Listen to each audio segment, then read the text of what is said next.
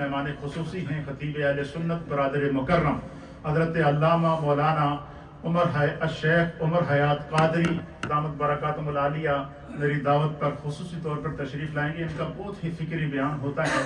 انشاءاللہ ان کے بیان کے فوراً بعد تقریباً 4:15 بجے کے بعد ہم انشاءاللہ ذکر اور دعا کریں گے، اور پھر آپ لوگوں کے لیے ابھی میں دیکھ رہا ہوں کہ گرما گرم دیگیں کھانے کی آ چکی ہیں، اور انشاءاللہ آپ لوگوں کے لیے روحانی غذا کے ساتھ جسمانی غذا کا بھی تازہ اور فریش انتظام ہے، اور پھر خصوصی دعا اور ذکر ہوگی۔ دعا اور ذکر یہ مجلس کا نچوڑ ہوتا ہے، اور محبت کے ساتھ اسی ذوق سماعت کے ساتھ میں ذوق سماعت کو اور اپنے جو دل کی کیفیت ہے نا اس کو کبھی اپنے نفس پر حاوی نہیں ہونے۔ جیسے جیسے کوئی بھی مجلس ہے جب بھی وہ اختتام کی طرف جاتی ہے یہ قبولیت کا وقت ہوتا ہے، یہ کچھ اس مجلس سے حاصل کرنے کا وقت ہوتا ہے۔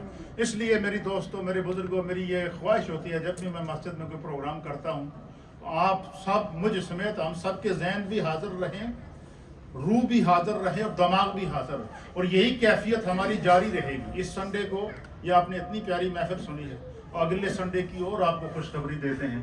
انشاءاللہ اگلے سنڈے کو ہمارے بولٹن کے اندر میلاد النبی کا سب سے بڑا جلوس ہے، اور ہم سب نے اس جلوس میں شرکت کرنی ہے، مجھ سمیت 1 بجے ہم نے شرکت کرنی ہے۔ مکہ مسجد کے اندر پہنچنا ہے، وہاں نماز پڑھنی ہے، اور وہاں سے ہزاروں عاشقان رسول کا جلوس مختلف راستوں سے درود و سلام پڑھتے ہوئے 3D سینٹر کے اندر جائے گا۔ وہاں پر بھی عظیم شناخواں علماء مشائخ ایک لکھت نور کا معرض ہوگا، اور یہ کیفیت ہماری انشاءاللہ جاری رہے گی۔ اللہ یہ بہار سلامت رکھے۔ آمین۔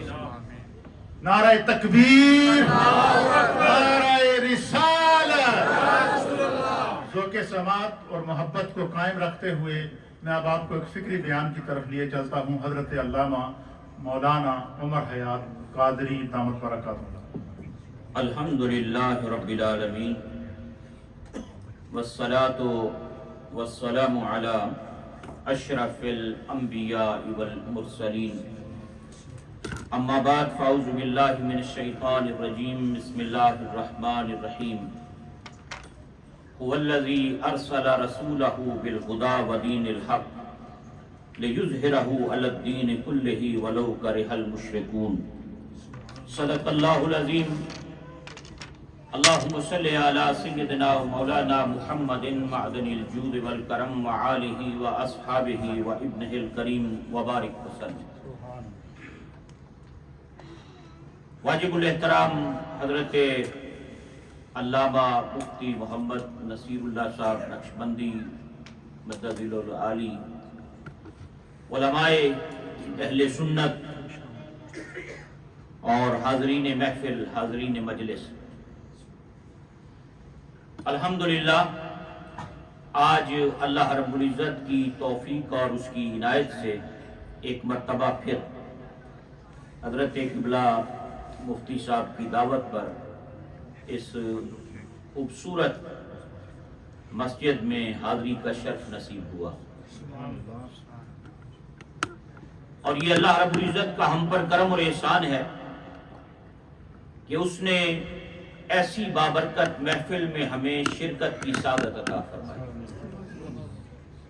مبارکباد کے لائق ہیں وہ تمام اہل اسلام جنہیں اللہ رب العزت نے اس خوبصورت محفل کو سجانے کی توفیق، اور وہ حضرات بھی مبارکباد کے لائق ہیں جنہیں رب کریم نے اس بابرکت اور روحانی محفل میں شرکت کی سعادت۔ حضرات، یہ محافل تعلیم و تربیت کا ذریعہ ہے۔ ہماری بدقسمتی یہ ہے کہ آج اہل سنت کی محافل رسم بن گئی۔ ہمارے اسلاف نے یہ محافل اس لیے شروع کی تھی کہ ان محافل اور مجالس کے ذریعے امتی کا کمزور رشتہ محبت، اطاعت اور اتباع کا مدینے والے آقا سے مضبوط،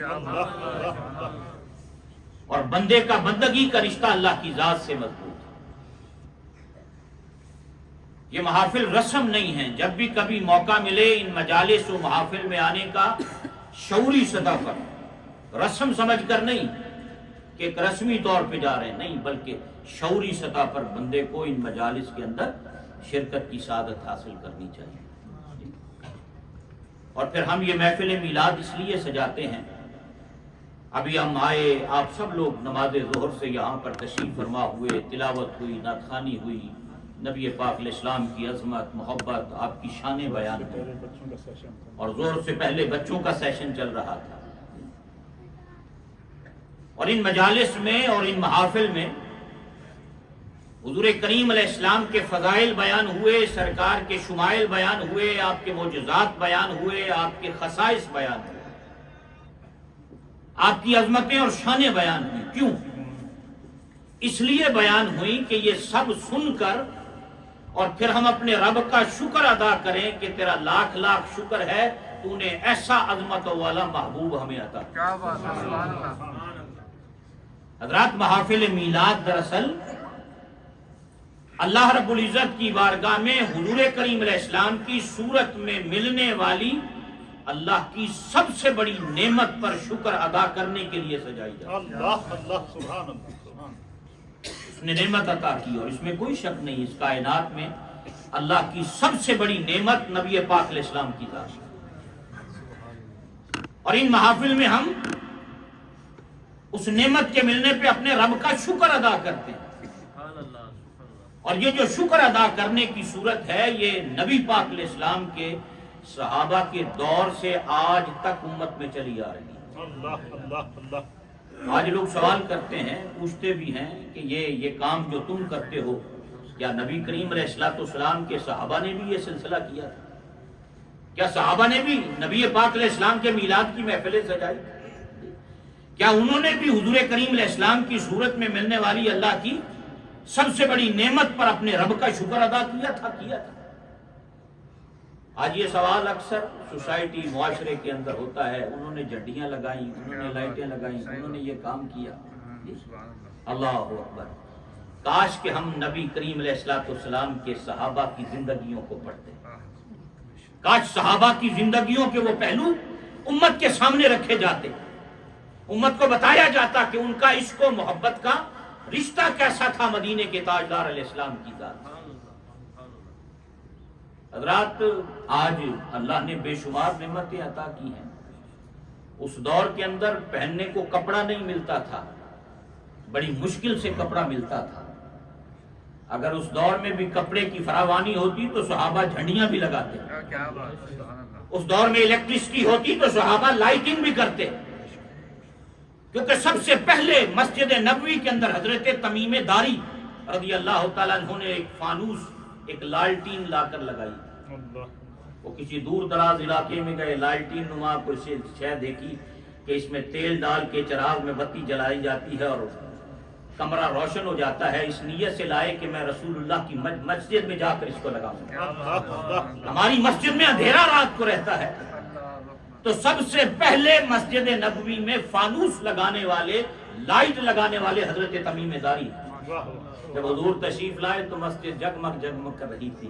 وہ فرمایا، خدا کے گھر کو روشن کرنے والے اللہ تیرے گھر کو بھی روشن۔ لیکن اصل بات یہ ہے کہ دیکھنا یہ ہے کہ کیا اس کچی مسجد میں چٹائی پر بیٹھ کر کھجوروں کی چھت کے نیچے وہ آپس میں جمع ہو کر مصطفیٰ کی شانیں بیان کیا کرتے تھے اور اپنے رب کا شکر ادا کیا کرتے تھے؟ موجم کبیر میں امام طبرانی رحمۃ اللہ علیہ نے یہ حدیث پاک نقل کی، حضرت معاویہ رضی اللہ تعالیٰ عنہ، کہا صحابہ بیٹھے ہیں، مسجد نبوی ہے، اور بیٹھ کر وہ ذکر و اذکار میں مصروف تھے، اتنے میں حضور کریم علیہ السلام حجرے سے تشریف لائے، اور آپ نے آ کر ان سے پوچھا کیا کر رہے، ما اجلسکم، یہ گیدرنگ کیسی، یہ جلسہ کیسا، یہ بیٹھے کیوں ہو؟ تو انہوں نے جواب دیا کہ یا رسول اللہ صلی اللہ علیہ وسلم، ہم یہاں بیٹھ کے اپنے رب کی حمد کر رہے ہیں، اس کی تعریف کر رہے ہیں، اس کا شکر ادا کر رہے ہیں کہ اس نے اسلام کی نعمت عطا کی ہے اور اپنا حبیب ہمیں عطا کیا۔ اب بتائیے، یہ محفل ذکر مصطفیٰ نہیں تو اور کیا ہے؟ یہ محفل میلاد نہیں تو اور کیا ہے؟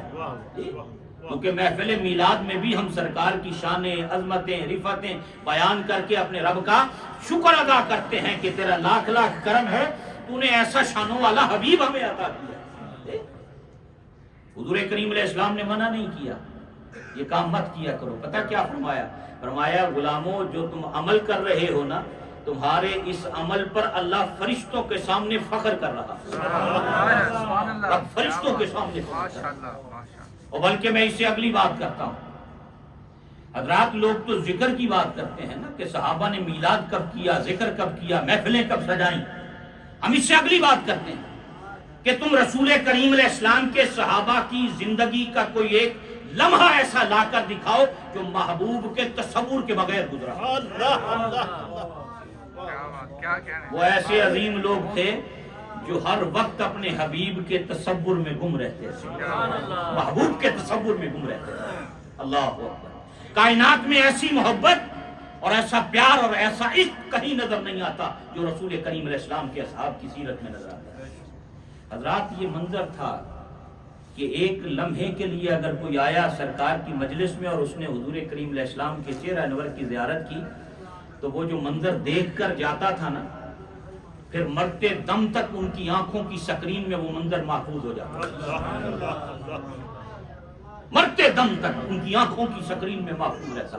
ایک نہیں بے شمار روایات. میں ایک دو باتیں مختصراً آپ کی خدمت میں عرض کرتا ہوں. حضرت انس رضی اللہ تعالیٰ عنہ راوی کہا حضور کریم علیہ السلام منبر پہ تشریف فرما تھے اور میرے آقا کریم علیہ السلام نے فرمایا لوگوں قیامت کے دن جنت کی کنجی میرے ہاتھ میں ہوگی، سب سے پہلے میں جنت کا تالا کھولوں گا. جس طرح تالے میں چابی ڈال کر بندہ ہاتھ کو مروڑتا ہے نا، گھماتا ہے ہاتھ کو، تالا کھلتا ہے. حضور کریم علیہ السلام نے منبر پر اپنے مبارک ہاتھوں کو اسی طرح حرکت دی.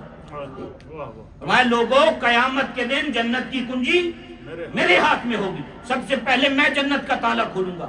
حضرت انس کہتے ہیں حضور نے اپنے مبارک ہاتھ، میں تو سمجھانے کے لیے عرض کر رہا ہوں نا، ہمارے ہاتھوں کو سرکار کے ہاتھوں سے کوئی نسبت نہیں، لیکن حضور نے اسی طرح ہاتھ گھمائے. حضرت انس جب بھی یہ روایت بیان کرتے، جس جس کتاب میں یہ روایت آئی ہے، حضرت انس آخر میں کہا کرتے تھے لوگوں میں آج بھی تصور میں سرکار کو جنت کا تالا کھولتے ہوئے دیکھ رہا ہوں. وہ منظر میری نگاہوں کے سامنے. اور تفسیر روح المعانی میں اس سے ملتی جلتی بات سمجھنے میں آپ کو آسانی ہو جائے گی. علامہ محمود آلوسی بہت بڑے ہمارے حنفی مفسر قرآن ہیں، کئی جلدوں میں ان کی تفسیر ہے قرآن حکیم کی، تفسیر روح المعانی. ان میں حضرت ام المومنین سیدہ میمونہ رضی اللہ تعالیٰ عنہ کے حوالے سے ایک روایت انہوں نے نقل فرمائی. ان کے پاس سرکار کا آئینہ تھا، حضور کا شیشہ، جس میں سرکار چہرے انور دیکھ کے کنگھی فرمایا کرتے تھے. صحابہ نبی پاک علیہ السلام کی نسبت رکھنے والی چیزوں کا بڑا ادب کیا کرتے تھے. ہر اس شے کا ادب کرتے تھے صحابہ جس کا تعلق، جس کی نسبت محبوب خدا صلی اللہ علیہ وسلم کے ساتھ. حضرت عبداللہ ابن عمر پانی کا مشکیزہ رکھتے تھے کندھے پر، مدینے میں درختوں کو پانی دیتے تھے. لوگ کہتے ہیں درختوں کو پانی کیوں دیندے ہو؟ فرمایا ہر ایک درخت کو پانی نہیں دیتا، میں صرف انہی درختوں کو پانی دیتا ہوں جن کے نیچے میرا محبوب تشریف فرما ہوا کرتا. میں چاہتا ہوں وہ نشانیاں قائم رہیں، وہ ہری بھری رہیں. کیوں؟ جب ان نشانیوں کو ہم دیکھتے ہیں تو ہمیں محبوب کی یاد تازہ ہو جاتی ہے، انہیں دیکھ کر ہمیں حبیب خدا یاد آ جاتے ہیں. اللہ اکبر. اس لیے ان کو میں پانی دیتا ہوں. ام المومنین حضرت سیدہ میمونہ جو آخری زوجہ ہیں، جن سے آخری نکاح فرمایا نبی پاک علیہ السلام نے، اور ان کا وصال پھر یہ مقام صرف پہ ہوا. یہ 20-25 کلومیٹر فاصلہ ہے مکہ مکرمہ سے. جب آپ مدینے جاتے ہیں، مدینہ منورہ کے موٹر وے پہ لیفٹ ہینڈ سائڈ پہ جاتے ہوئے ایک 4 دیواری میں ام المومنین کی قبر آج بھی موجود ہے. لوگ وہاں رکتے ہیں، سلام کرتے ہیں. آپ بھی آپ کبھی جائیں ضرور وہاں رکیں. تو وہاں ام المومنین تشریف، وہیں سرکار نے نکاح کیا، وہیں ان کا وصال ہوا. اور یہ خالہ ہیں حضرت عبداللہ ابن عباس کی. اللہ اکبر. کیا حضور کریم صلی اللہ علیہ وسلم کا وہ آئینہ سنبھال کے رکھا ہوا ہے. صحابہ کہتے ہیں کئی مرتبہ ان کی خدمت میں حاضر ہو کے عرض کرتے اے سانو سرکار دے آئینے دی زیارت کراؤ. یہ حضور کا تبرک آپ کے پاس ہے، یہ رسول کریم علیہ السلام کا نسبت رکھنے والا شیشہ آپ کے پاس، ہمیں اس کی زیارت تو کروا دیں. غلاف میں لپیٹ کے رکھا ہوا. ام المومنین حضرت ام سلمہ نے حضور کے بال چاندی کی ڈبیا میں رکھے ہوئے. اہل مدینہ بیماروں کے لیے پانی دے کر بھیجتے، آپ پانی میں گھول دیتی ہیں، جو پی لے اللہ شفا عطا کر دیتا. یہ صحابہ کے عقائد ہیں، یہ صحابہ کے طریقے ہیں، یہ رسول اللہ کے صحابہ کا دور ہے. ام المومنین کہتی ہیں وہ میرے پاس آتے علامہ محمود آلوسی روایت نقل کرتے ہیں، صحابہ کہتے ہیں آپ دیکھیں آئینے کا اصول کیا ہے، اگر آپ دیکھیں گے تو آپ کو اپنا چہرہ نظر آئے گا، میں دیکھوں تو مجھے اپنا چہرہ نظر آئے گا، قبلہ مفتی صاحب دیکھیں تو انہیں اپنا چہرہ نظر آئے گا، لیکن صحابہ کہتے ہیں خدا کی قسم ہم نے جب بھی اس آئینے کو دیکھا ہمیں اس میں سرکار کی زیارت نصیب ہوئی۔ اس کی دو وجہ لکھی محدثین نے، کہا اس کی دو وجہ ہو سکتی ہیں۔ انہوں نے کہا کہ ایک وجہ تو یہ ہو سکتی ہے کہ یہ رسول اللہ علیہ السلام کے چہرے کا ایک کمال تھا، حسن و جمال مصطفی کا یہ کمال تھا کہ جو ہمیشہ کے لیے اس آئینے میں انمٹ ہو کر رہ گیا تھا، اور یا یہ کہ صحابہ رسول اللہ کی محبت میں اتنے فنا ہو چکے تھے کہ انہیں اپنے محبوب کی ہر شے میں محبوب کا جلوہ نظر آتا، وہ اتنے فنا تھے حضور۔ یعنی عرض کرنے کا مقصد یہ کہ لوگ تو کہتے ہیں کہ انہوں نے ذکر کب کیا، ہم کہتے ہیں ان کی زندگی کا لمحہ لا کر تو دکھاؤ جو محبوب کے تصور کے بغیر گزرا۔ حضرت ابو موسیٰ اشعری رضی اللہ تعالیٰ عنہ فرماتے ہیں میں حاضر خدمت ہوا، حضور کے مبارک ہونٹوں میں مسواک تھی اور آپ مسواک فرما رہے تھے، میں نے کوئی کام عرض کیا، حضور نے جواب دیا، میں نے بات سنی، میں گھر کو چلا گیا۔ وہ روایت جہاں جہاں کتب حدیث میں آئی ہے، جب وہ روایت بیان کرتے کہ میں گیا سرکار نے یہ فرمایا، آخری لفظ ان کے یہ ہوتے تھے ابو موسیٰ اشعری کے، لوگوں میں آج بھی تصور میں سرکار کو مسواک کرتے ہوئے دیکھ رہا ہوں، وہ منظر آج بھی میری نگاہوں کے سامنے۔ حضرت عباس رضی اللہ تعالیٰ عنہ فرماتے ہیں جب نبی پاک علیہ السلام کی ولادت باسعادت ہوئی، میری اماں نے مجھے کہا کہ آج حضرت عبد المطلب کے گھر پوتا ہوا ہے، عبداللہ کے گھر بیٹا ہوا ہے، آؤ چل کے زیارت کریں، چلیں زیارت کرنے کے لیے۔ فرمایا میں حاضر خدمت ہوا، میں نے پنگھوڑے میں لیٹا ہوا دیکھا، میں نے پنگھوڑے میں سرکار کو لیٹا ہوا دیکھا، آپ مبارک پاؤں کو حرکت دے رہے تھے۔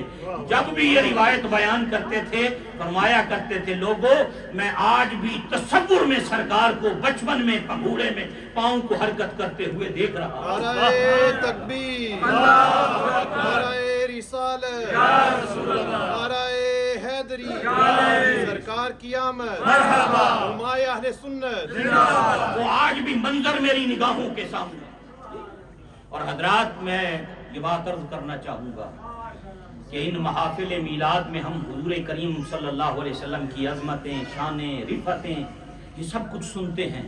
یہ سننے کے بعد ہمیں بھی غور کرنا چاہیے کہ ہم کیا صحیح معنوں میں، حقیقی معنوں میں حضور کریم صلی اللہ علیہ وسلم کی محبت اور عظمت کی بات سن کر کیا ہماری زندگی کے اندر بھی کوئی تبدیلی آ رہی ہے یا نہیں؟ اگر ہم نے اس مجلس میں بیٹھ کر یہ غور و فکر کی باتیں کہ آپ مجلس میں آئے، آپ نے نبی پاک علیہ السلام کے حسن کی بات سنی کہ کائنات میں محمد عربی جیسا سونا کوئی نہیں، ان کے حسن کا عالم یہ، ان کی خوبصورتی کا عالم یہ، ان کے جمال کا عالم یہ، اگر یہ سننے کے بعد بھی یہ آنکھ باہر جا کر کسی غیر محرم کی طرف اٹھے تو پھر بندہ سمجھے میں نے مصطفیٰ کے حسن کی بات سننے کا حق نہیں ادا۔ مزہ تب ہے کہ رسول کریم علیہ السلام کی حسن کی بات سن کر پھر یہ آنکھ کسی اور طرف نہ اٹھے کہ ہن جنوں تک کے آیا جنہ ذکر سن کے آیا نا اس تو بعد کسی اور نو تکن دی ضرورت کوئی نہیں۔ حضرت فضالہ بن عبید رضی اللہ تعالیٰ عنہ یہ مسجد نبی جو مکہ مکرمہ میں اس وقت تھے، اللہ اکبر، حضور کریم علیہ السلام ابھی اسلام نہیں لائے تھے، ابھی اسلام نہیں لائے تھے، تو وہاں ایک دن اس ارادے سے کہ میں معاذ اللہ سرکار کو قتل کر دوں گا، حضور طواف کعبہ فرما رہے، یہ خنجر چھپا کر آ گئے نیچے، پیچھے پیچھے چلتے رہے، سرکار کے قریب پہنچے نا تو اب انہیں کیا پتا تھا کہ یہ وہ ذات ہے جو زمین کے اوپر نہیں ہے، زمین کے نیچے اور دلوں میں چھپے ہوئے ارادوں کو بھی جانتے ہیں۔ حضور کے قریب پہنچے نا، سرکار نے مڑ کر دیکھا، فرمایا فضالہ تیرے دل میں کیا ہے؟ کہا میں تو اللہ کو یاد کر رہا ہوں۔ فرمایا استغفر اللہ، جھوٹ بھی بولتے ہو؟ اور حضور نے اپنا رحمت والا ہاتھ سینے پہ رکھا اور دعا دی، اللہ فضالہ کے دل سے گناہوں کے ارادوں کو مٹا دے۔ حضرت فضالہ کہتے ہیں ہاتھ رکھنے کی دیر تھی، ایک لمحے پہلے کائنات میں سب سے زیادہ نفرت تھی، ہاتھ جب اٹھا تو کائنات میں سب سے زیادہ محبت مصطفیٰ کریم علیہ السلام کی۔ اور وہی فضالہ جو مکہ کی گلیوں میں کسی عورت کے عشق میں گرفتار ہو کر ساری ساری رات کھڑے ہو کر باتیں کرتے تھے، اب جب ہاتھ لگا سینے پر اور واپس گلی سے گزر رہے تھے تو جاتے ہوئے اسی عورت نے کہا فضالہ کیا وجہ ہے آج تیری نگاہیں نیچی ہیں؟ فضالہ نے پھر زبان حال سے کہا کہ اب میری نگاہوں میں جچتا نہیں، اب میری نگاہوں میں جچتا نہیں کوئی، جیسے میرے سرکار ہیں ویسا نہیں کوئی۔ یہ مجالس، یہ محافل ہمیں دعوت فکر دیتی ہیں۔ حضرات اپنا محبت کا رشتہ، اطاعت کا رشتہ، اتباع کا رشتہ مدینے والے آقا صلی اللہ علیہ وسلم سے مضبوط کیجئے۔ اپنے کردار میں تبدیلی لائیے، اپنے اخلاق میں تبدیلی لائیے، بیہیویئر، کیریکٹر میں تبدیلی لے کر آئیے۔ پتہ نہیں کون سا چھوٹا سا عمل آپ کا کسی کو اسلام کے قریب لے آئے، پتہ نہیں کون سی نیکی آپ کی کسی کو اسلام کے قریب لے آئے۔ اس ملک کے اندر یہاں غیر مسلم بھی بستے ہیں، یہاں دیگر مذاہب کے لوگ بھی بستے ہیں، یہاں تبلیغ کا واحد خوبصورت ذریعہ اگر آپ نے کامیاب ہونا ہے تو آپ کا بیہیویئر اور کردار ہے۔ غیر مسلموں کے ساتھ اپنے کردار، بیہیویئر، کیریکٹر کو خوبصورت رکھیے۔ پتہ نہیں کس لمحے کسی شخص کے دل کی دنیا بدل جائے۔ اور میں یہ گزارش کروں گا کہ میلاد کا لنگر ہم خود کھاتے ہیں، اپنے محلوں میں بسنے والے غیر مسلموں کو بھی نبی پاک علیہ السلام کے میلاد کا لنگر تقسیم کرو۔ بولٹن میں بسنے والے، گلیوں میں رہنے والے ہوم لیس پیپلز میں بھی میلاد کا لنگر تقسیم کیجئے۔ لوگ چھوٹی چھوٹی بات کو دیکھتے ہیں، اور اس ملک کے اندر اگر اسلام کی تبلیغ اور اشاعت کا کام اگر ہم نے کرنا ہے تو ہمیں صوفیاء کے طریق پہ کرنا ہوگا۔ اس ملک میں اسلام کی دعوت اور تبلیغ کا کام اسی انداز میں کرنا ہوگا جس انداز میں خواجہ معین الدین چشتی اجمیری رحمت اللہ علیہ نے ہند کی دھرتی پہ کیا تھا، حضرت بابا فرید نے جس طرح کیا تھا، حضور غوث اعظم نے جس طرح کیا تھا، اسی انداز میں کام کی ضرورت ہے۔ میں آپ کو ایک بات سناؤں کہ لوگ کس طرح متاثر ہوتے ہیں بعض اوقات۔ یہ حضرت برمنگم میں پہلے بھی آپ کو شاید ذکر کیا ہو، برمنگم یونیورسٹی میں ایک مرتبہ اسی طرح میلاد کی محفل سجی۔ طالب علم جس طرح اسٹوڈنٹ یونین والے لوگ پروگرام رکھا انہوں کو بھی بلایا، اپنے لوگوں کو بھی بلایا، اور لوگ اس کے اندر ایک کثیر تعداد کے اندر اس کے اندر شریک ہوئے۔ درمیان میں نماز کا وقفہ ہوا، تقریریں ہو رہی تھی، نماز کا ٹائم ہوا، اذان ہوئی، صفیں بنائی، چادریں بچھا دی، لوگوں نے نماز پڑھی۔ ہسٹری کا پروفیسر بھی ایک گورا بیٹھا تھا، جب اذان ہوئی نا تو لوگوں نے نام چوما سرکار اور اس طرح آنکھوں سے لگایا۔ وہ ہسٹری کا پروفیسر دیکھ رہا تھا، ان کا وٹ آر دے ڈوئنگ، کیا کر رہے ہیں یہ، واٹ از دس؟ لوگوں نے کہا کہ یہ نبی پاک علیہ السلام کا نام چوم کر آنکھوں سے لگاتے ہیں، یہ ہمارا ایک محبت کا انداز ہے۔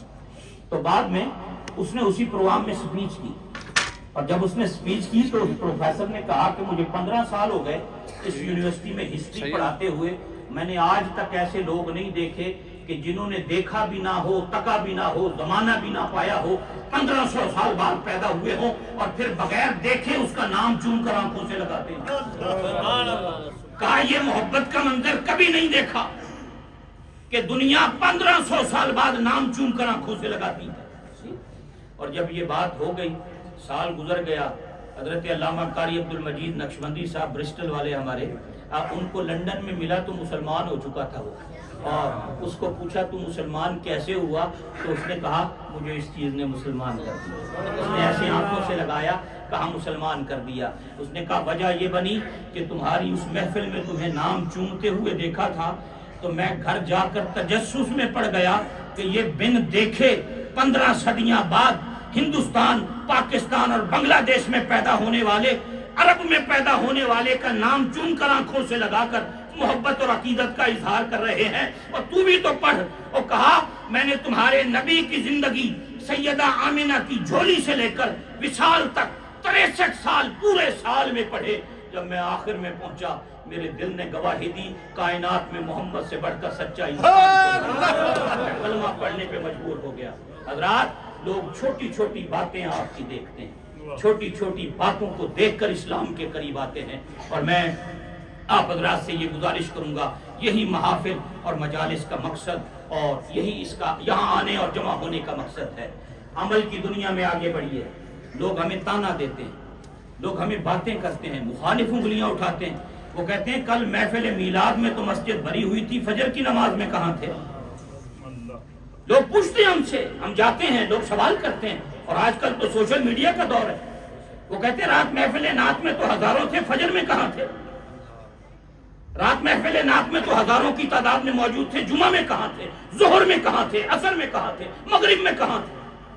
تمہاری مسجدوں سے صدائیں آتی ہیں، تمہاری مسجدیں ویران کیوں ہیں؟ تمہاری نوجوان نسل ڈرگز میں کیوں ہے، گرومنگ میں کیوں ہے، بے حیائی کے کاموں اور فرائض میں کیوں؟ لوگ پوچھتے ہیں ہم سے، لوگ سوال کرتے ہیں، بات کرتے ہیں۔ حضرات عمل کی دنیا کی طرف پریکٹیکل اپنے آپ کو ایسا بنائیں کہ گلی سے گزریں تو لوگ یہ نہ کہیں چودھری صاحب کا پتر ہے، حاجی صاحب کا بیٹا ہے، نہیں، اپنے آپ کو ایسا بنائیں جس گلی سے گزریں دنیا دیکھ کر کہیں محمد کا غلام جا رہا ہے، رسول اللہ کا دیوانہ جا رہا ہے، حضور کا عاشق جا رہا ہے۔ اللہ مجھے آپ سب کو عمل کی توفیق عطا فرمائے، اس مجلس مبارکہ میں ہم سب کی حاضری کو قبول فرمائے، اور خداوند قدوس اسی محبت کو سلامت رکھے، اسی میں موت عطا کرے، قیامت کے دن اسی طرح نبی پاک علیہ السلام کے غلاموں میں ہم سب کا حشر فرمائے۔ وما علینا الا البلاغ المبین۔